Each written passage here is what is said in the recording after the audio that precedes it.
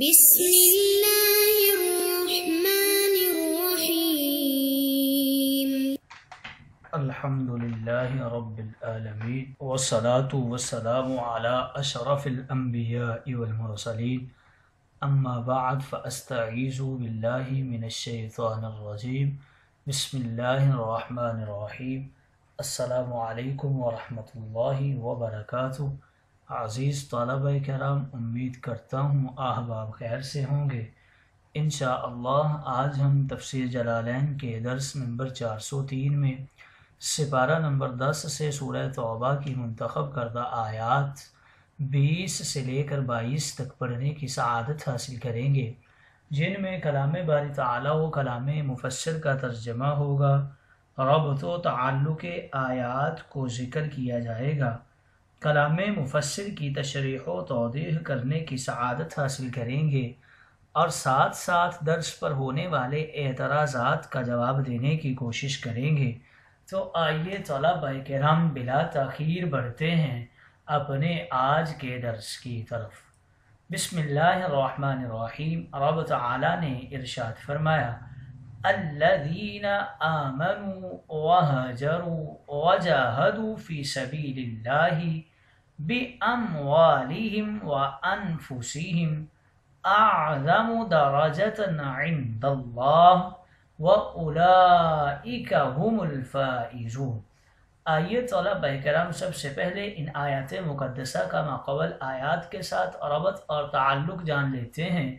علماء و مفسرین کرام فرماتے ہیں کہ ان آیات کریمہ کا پچھلی آیات سے پہلا تعلق کچھ یوں ہے کہ پچھلی آیات میں یہ تو بتایا گیا کہ مومنین مجاہدین اور دوسرے لوگ برابر نہیں، مگر یہ نہیں بتایا گیا کہ ان میں افضل کون ہیں اور مفضول کون ہیں۔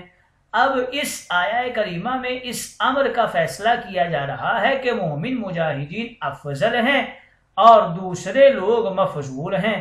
گویا یہ آیت گزشتہ آیات کی تفصیل بلکہ تفسیر و تشریح ہیں۔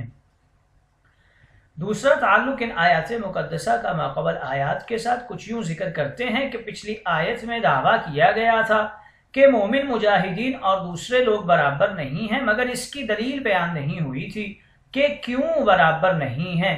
اب ان آیات میں اس دعوے کی دلیل ارشاد ہے کہ مسجد نبوی، مسجد حرام کی آبادی، حجاج کی خدمت وغیرہ، آرام کی عبادت وغیرہ ہیں جن سے ناموری بھی ہوتی ہے اور دولت بھی ملتی ہے، مگر ہجرت و جہاد مشقت والی عبادتیں ہیں۔ تم لوگ اپنی عبادات سے کماتے ہو، یہ مہاجرین مجاہدین گنواتے بلکہ لٹاتے ہیں۔ مہاجر وطن گنواتے ہیں اور مجاہد مال و جان لٹاتے ہیں۔ گویا پچھلی آیات میں دعویٰ تھا، ان آیات میں دلیل دی جا رہی ہے۔ تیسرا تعلق ان آیات مقدسہ کا ماقبل آیات کے ساتھ کچھ یوں ذکر اور بیان کرتے ہیں کہ پچھلی آیات میں ارشاد ہے کہ مجاہدین اور مومنین اور دوسرے لوگ برابر نہیں ہیں۔ اب ارشاد ہو رہا ہے کہ دونوں نہ دنیا میں برابر ہیں نہ آخرت میں۔ ان مجاہدین کو دنیا میں رب کی طرف سے بشارتیں ہیں، آخرت میں جنت کی نعمتیں، وہ بھی اعلیٰ درجے کی، دوسروں کو نصیب نہیں۔ چوتھا تعلق ان آیات مقدسہ کا ماقبل آیات کے ساتھ کچھ یوں ذکر اور بیان کرتے ہیں کہ پچھلی آیات میں ظالمین یعنی کافرین کی پھٹکار کا ذکر تھا کہ اللہ انہیں ہدایت نہیں دیتا۔ اب مومنین مہاجرین کی رحمت کا ذکر ہے کہ اللہ انہیں کیا کیا نعمتیں دیتا ہے۔ گویا محرومین کے بعد مرحومین کا تذکرہ ہے۔ آئیے طلبہ کرام ربط و تعلق آیات کے بعد بڑھتے ہیں آج کے درس کے ترجمہ کی طرف۔ رب تعالیٰ نے ارشاد فرمایا، الذین آمنوا وہاجروا وجاہدوا فی سبیل اللہ بأموالہم وانفسہم اعظم درجۃ عند اللہ وَأُولَئِكَ هُمُ الْفَائِزُونَ۔ جو لوگ ایمان لائے اور ہجرت کی اور راہ خدا میں اپنی جان و مال سے جہاد کیا، کیا یہ لوگ اللہ کے نزدیک دوسروں سے مرتبہ میں بڑھے ہیں؟ اور یہی لوگ پورے کامیاب ہیں، اور ان کو ان کا رب اپنی طرف سے رحمت کی اور رضامندی کی اور ایسے باغوں کی جن میں ان کے لیے دائمی نعمتیں ہوں گی خوشخبری دیتا ہے۔ یہ ان میں ہمیشہ ہمیشہ کے لیے رہیں گے، بے شک اللہ ہی کے پاس بڑا اجر ہے۔ آئیے طلبہ کرام ترجمہ کے بعد بڑھتے ہیں آج کے درس کی تشریح و توضیح کی طرف۔ یہاں رب تعالی ذکر فرما رہا ہے، مسلمانوں کی 3 صفاتیں بیان فرمائی ہیں۔ ایمان، ہجرت مالی و جانی، جہاد کے مقابلے میں 3 عطاؤں کا ذکر فرمایا ہے، رحمت اور رضوان اور جنت۔ ان دونوں کی ترتیب ایسی پیاری ہے کہ پہلے ایمان کا ذکر فرمایا کیونکہ یہ تمام عبادات کی جڑ ہے، پھر ہجرت کا کیونکہ یہ جہاد کی موقوف علیہ ہے، کفار میں پھنسے جو مسلمان جہاد نہیں کر سکتے دارالسلام میں پہنچ کر ہی کر سکتا ہے۔ پھر جہاد کا ذکر کیا، جہاد میں مالی جہاد کا ذکر پہلے کیا، مال اولن خرچ کیا جاتا ہے، اور جانی جہاد کا ذکر بعد میں کیا کیونکہ جان بعد میں ہے۔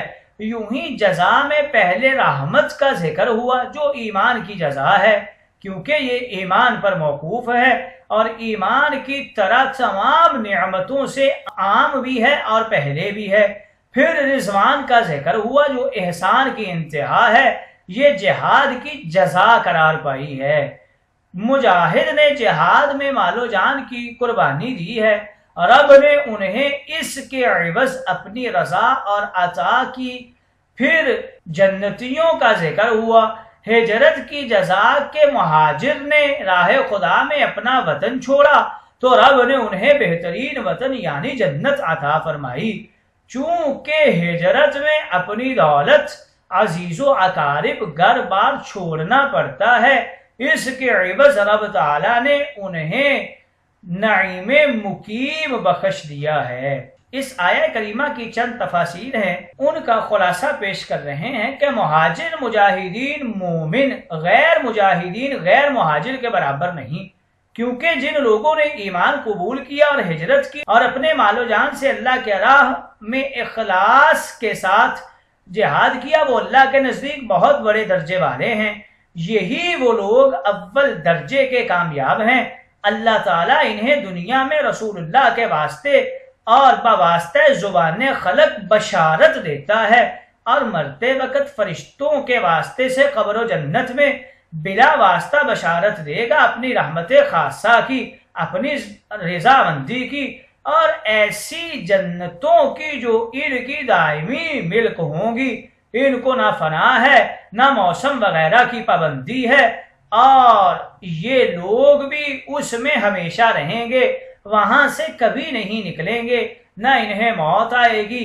ان کے لیے اللہ کے نزدیک اور بہت بڑے بڑے ثواب ہیں۔ رہے غیر مہاجر غیر مجاہد مومنین، اگرچہ وہ بھی جنتی ہیں مگر ان کے درجے ان کے برابر نہیں ہیں۔ اور رہے مکہ معظمہ کے مشرکین، وہ اگرچہ حفاظت کعبہ، آبادی مسجد حرام، خدمت حجاج کریں، وہ ان میں سے کسی ثواب کے مستحق نہیں ہیں۔ اولاً تو وہ ایمان سے محروم ہیں، دوسرا وہ ایسی عبادتیں کرتے ہیں جن میں تکلیف کوئی نہیں، آرام دہ عبادت کے ساتھ ہی مالی آمدنی اور عزت یہ عبادت کے ذریعے کماتے ہیں۔ وہ مومنین اسے گواتے ہیں کہ ہجرت کر کے اپنا گھر بار، مال و دولت، عزیز و اقارب چھوڑے اور جہاد کر کے اپنا مال و جان، اپنی جان قربان کر دی۔ یہ لوگ ان کے درجے کو کیسے پہنچ سکتے ہیں؟ آئیے طلبہ کرام تشریح و توضیح کے بعد بڑھتے ہیں اغراض و فوائد کی طرف۔